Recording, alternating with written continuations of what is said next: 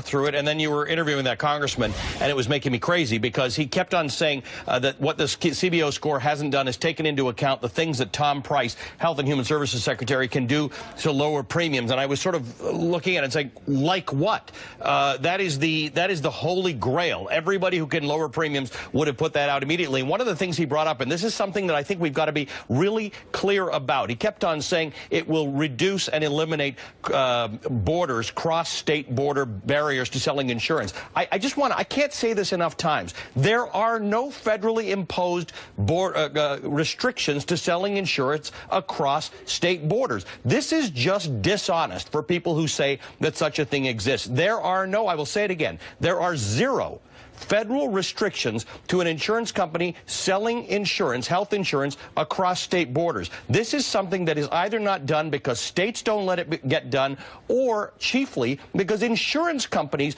have reasons for not selling it. The Republicans have created this impression that insurance companies are dying to get across state borders, and that will solve all our problems because they will insure people across the land and premiums will drop. It is one of those fallacies that keeps on coming up, along with the fallacy that Canadians are rushing across the border to get insurance, and along with the fallacy that if you reduce all restrictions on insurance companies, a free market system will work. There are no free market insurance systems on Earth that work. There is not a single one, nor in any adjoining planets. It doesn't work because it is something that we consider a market failure.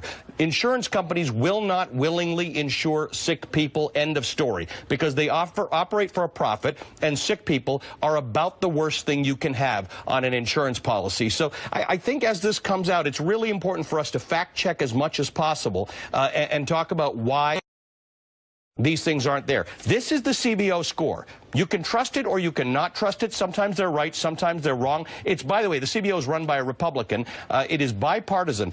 But what you can't do is make up facts to support the argument. You can say why these estimates might be wrong, but the bottom line is those things, like letting insurance companies sell across state lines, which they are allowed to do by the federal government. There's no change in legislation. The reason it's not in the legislation is because it's not actually a thing. Those things will not reduce premiums. Free markets do not reduce premiums. In fact, in an absolutely free market, there would be higher premiums because sick people cost a lot to insure. Here's the bottom line. Under this plan, 14 million more uninsured in 2018 than compared to Obamacare. Compared to the current law, by 2026, 24 million people more uninsured. By 2026, premiums will be 10% lower than what they would have been under Obamacare. And I just want everybody to understand, it is not a decrease in premiums. It is 10% lower than the increase that you would have seen under Obamacare. Under Obamacare, over the last 5 years, in particular, insurance premiums have risen at a slower rate than they did before Obamacare. All they're saying is that they will be 10% lower than they would have been 9 years from now, not 10% lower than they are today.